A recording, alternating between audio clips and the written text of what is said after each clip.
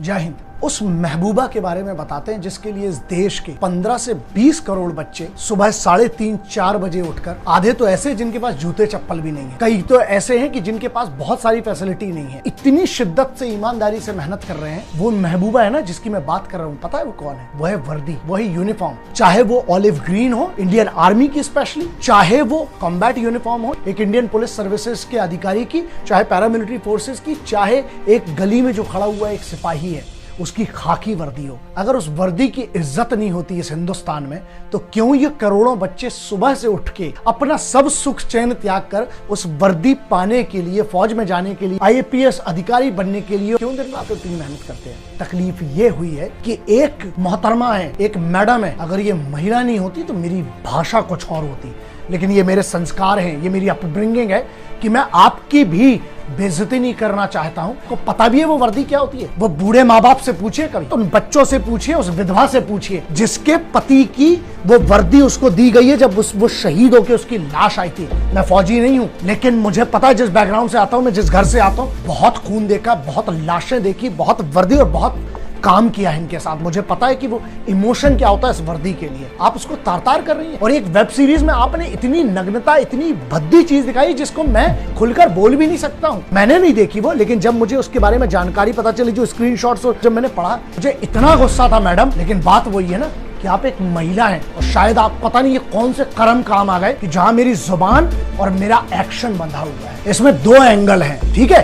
पहला है moral angle, जिसकी आपकी जिम्मेदारी थी, आपको जो बनाना है बनाओ, बनी बात है। आपके पूरे डिफेंस भी मुझे पता है, बनी बात है। आपके पास जो एक प्रोटेक्शन आता है जिसकी आप बात करेंगे कि आर्टिकल 21 में तो राइट टू प्राइवेसी कवर है, बिल्कुल अपने घर की चार दीवारी के अंदर जो देखना चाहे, मैं उसकी बात नहीं कर रहा हूं। बात यहां ये नहीं है कि वो क्या देख रहे हैं, बात ये है कि उनको क्या परोसा जा रहा है। जो परोसा जा रहा है वहां पर एक मोरल रिस्पॉन्सिबिलिटी आती है। तो आप लीगल साइड में क्या करेंगे? आप सीधे कह देंगे कि हमारे पास तो OTT प्लेटफॉर्म है, हम तो डिस्क्लेमर डाल देते हैं और हमारे लिए तो जो हमारी अथॉरिटी है वो कोई है ही नहीं, क्योंकि आपका कोई सेंट्रल बोर्ड नहीं है। और उसके बाद क्या है, आर्टिकल 19 में आपको फ्रीडम ऑफ एक्सप्रेशन की बात करेंगे। मुद्दा यहां ये है कि आपकी एक नागरिक के तौर पर एक जिम्मेदारी तो बनती है, जिसको शर्म कहते हैं, लिहाज कहते हैं, जो हमारे समाज के अंदर कुछ दायरे हैं। आपको धंधा करना है, उसमें कोई तकलीफ नहीं, कानून ने आपको परमिशन दी, आप कर सकते थे। अरे लेकिन धंधे को इतना गंदा तो मत करो जहां तुम धंधे के नाम पर तो ऑफिसर्स की जो बीबियां हैं, जो उनकी बहन बेटियां हैं, तुम उनका अपमान कर रहे हो और एट द सेम टाइम तुम उस वर्दी का अपमान कर रहे हो। शायद आप कभी समझ भी नहीं सकते वो बात। असल में पता है तुमने क्या किया? तुमने वो कर दिया जो चाइना इतने साल से कोशिश कर रहा है वो नहीं कर पाया, जो पाकिस्तान नहीं कर पाया, जो आतंकवादी संगठन नहीं कर पाए ना, वो तुम जैसे लोगों ने यहां बैठकर कर दिया। तुमने उन आर्म्ड फोर्सेस की जो सबसे बड़ी इज्जत होती है, एक तो वर्दी और दूसरे उनके घर की इज्जत होती है यार, जो तुम्हारी माँ बहनों के लिए वहां रक्षा कर रहे हैं, तुमने उनकी माँ बहनों के चरित्र पर सवाल उठा दिया और तुमने उनकी वर्दी, जिसको माँ के बराबर माना जाता है, उस यूनिफॉर्म को तुमने उसका अपमान कर दिया। तुमने एक ऐसी गंदगी दिखाई कि मान लीजिए जो आज आर्म्ड फोर्सेस का व्यक्ति वहां पर है, मतलब उसके पीठ पीछे उनके घर में क्या हो रहा है। अगर कल किसी फौजी की बेटी, बीबी, बहन के ऊपर अगर कोई बुरी नजर उठाता है ना, जिम्मेदार आप हो इसके। वहां पर उनका घर का सदस्य, वो तो आपकी सुरक्षा के लिए बॉर्डर पे था, या आज इस कोरोना जैसे महामारी में इंडियन पुलिस सर्विसेज के ऑफिसर्स हैं, पुलिस फोर्सेस के हैं, वो तो आपकी सुरक्षा में लगे। उनके घर में पीठ पीछे जो आपने एक अपमान किया है, यह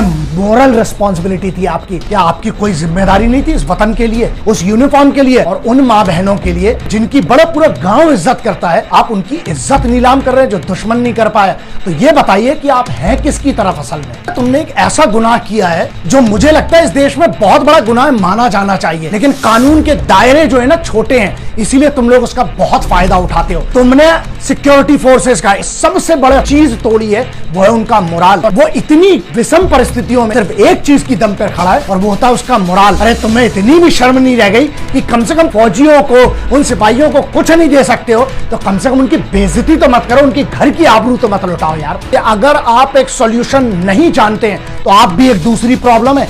पूरे देश में चिल्ला चिल्ला के डिबेट चलता रहता है। सॉल्यूशन कहां है? At the end of the debate what is the solution? यहां पर हम वो नहीं होने देंगे। मैं जब जब वीडियो करता हूं, जब जब बात करता हूं, तो मैं सॉल्यूशन की बात करता हूं। प्रॉब्लम सबको पता है, आपको इंटरनेट पे मिल जाएगी। सॉल्यूशन कोई नहीं बताता है, अपना सिर्फ एक एजेंडा रखते हैं। लेकिन सॉल्यूशन क्या है? सॉल्यूशन दो ना। अगर इस मुद्दे की बात करूं, बहुत क्लियर है। तुम आर्टिकल 19 का सहारा लेके देश में कोई भी कुछ भी बोलता है और आखिरी में क्या है? छुप जाता है आर्टिकल 19 के पीछे जाके। नहीं, हमारा तो संवैधानिक अधिकार है, फ्रीडम ऑफ एक्सप्रेशन। लेकिन अब अमेंडमेंट होना चाहिए और पार्लियामेंट को एक नया अमेंडमेंट करके एक लक्ष्मण रेखा बहुत क्लियरली खींचना पड़ेगी। आपको एक दायरा निर्धारित करना पड़ेगा कि अगर आपने, चाहे वो कोई भी हो, चाहे वो कितने भी बड़े बाप की औलाद हो, अगर आपने ये लाइन क्रॉस की है, आपको इसके लिए पनिशमेंट मिलना चाहिए। तो उसके लिए नया लॉ बनाना पड़ेगा आपको। तीन चीजें, नेशनल सिक्योरिटी, सोवरेनिटी और इंटेग्रिटी, इस देश की अखंडता, ये तीन चीजों के अलावा तुम्हें जहां धंधा करना है, जो करना है, अबे कम से कम इसको तो छोड़ो यार। ये सबसे इंपॉर्टेंट मूलभूत है। आर्टिकल 19 में अमेंडमेंट करना पड़ेगा। लोगों के दिल में जब तक ये दहशत नहीं होगी कि अगर हमने ये लक्ष्मण रेखा ना की तो हमें आजीवन कारावास हो। यार आप लोगों को एक चीज समझना चाहिए कि जब जब अगर देश की, अगर भारत की आंतरिक सुरक्षा की बात हो, चाहे हिंदू मुस्लिम एकता की बात हो,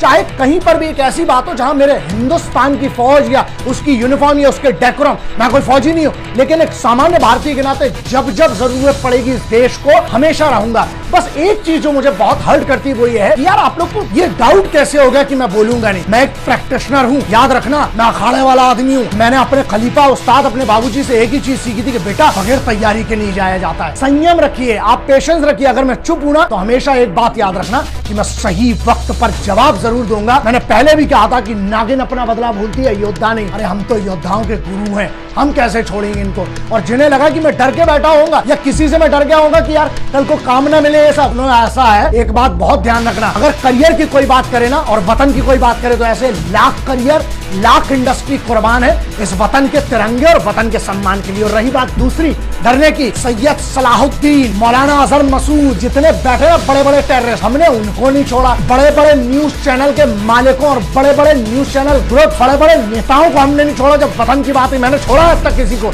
अरे तो ये टटपुंजिए छोटे मोटे लोग, बस बात ये है कि महिला है ना तो इनके सम्मान के लिए, क्योंकि अपनी वो बंदिशें हैं और हम अपना लिहाज और अपनी तहजीब नहीं भूलना चाहते, इसलिए थोड़ा मैं इंतजार करके मैं तैयारी करता हूँ। बात यहाँ ये है कि हम एक नागरिक के तौर पर आप क्या करते हैं? अगर आप मुझ पर भी भरोसा कर बैठे हैं ना कि मैं बोलूंगा, तो आप गलती कर रहे हैं। आप सिर्फ मेरे भरोसे मत रहिए, आप खुद के ऊपर भरोसा करिए। मान लीजिए आपको ये लगा कि ऐसी कोई वेब सीरीज बनी है जिसमें हिंदुस्तानी फौज की जो वाइफ है, हिंदुस्तानी सेना की जो महिलाएं हैं, जो उनके घर की बहनें हैं, बेटियां, उनका अपमान हुआ है या यूनिफॉर्म का अपमान हुआ है, उसकी बेइज्जती हुई है। सवाल आपसे है दोस्तों, आपने क्या किया? सिर्फ आपने मुझे कमेंट लिख दिया, बवाल कर दिया कि सर आप बोलो आप बोलो। यार दोस्त एक बात बताओ, अगर आपको बुरा लगा था तो आपने उस पर क्या किया? यह सवाल अपने आप से पूछना। शहीद आजम की एक लाइन है कि दूसरों के कांधों पे जनाजे उठा करते हैं, जिंदगी खुद की दम पे जी जाती है। यही तो मैं कहता हूं कि इंडिपेंडेंट भारत का मतलब क्या है? इंडिपेंडेंट भारत में डिपेंडेंट लोग हैं हमारे इधर कि हमारे बदले भी कोई और लड़ेगा। यार ऐसा मत करो।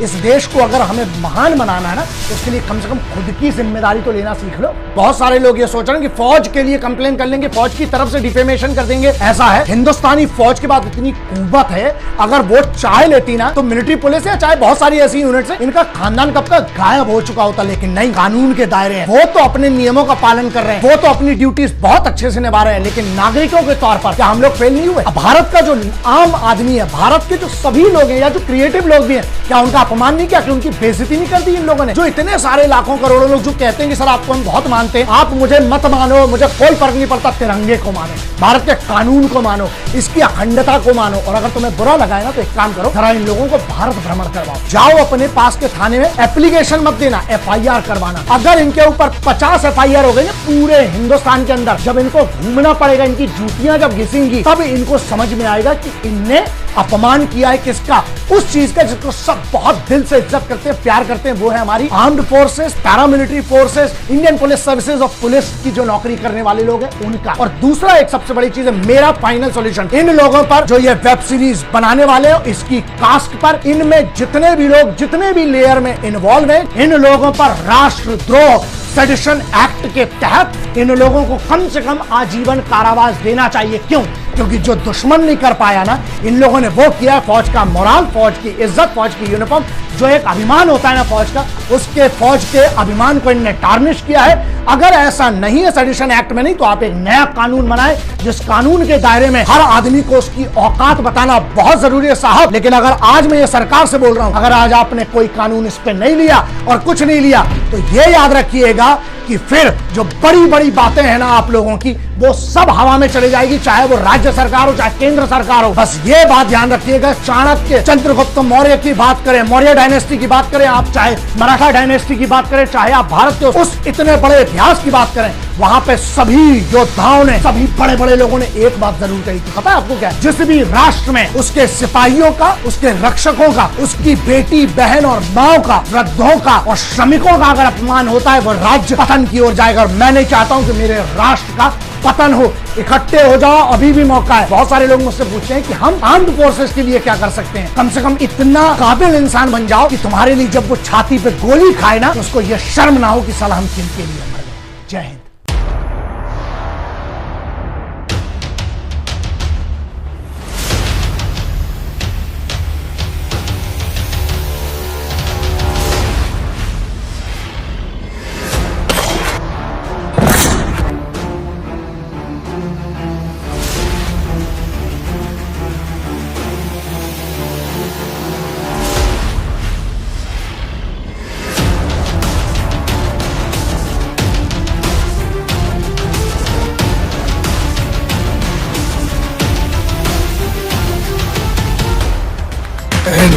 वंदे मातरम, इनकलाब जिंदाबाद, भारत माता की जय।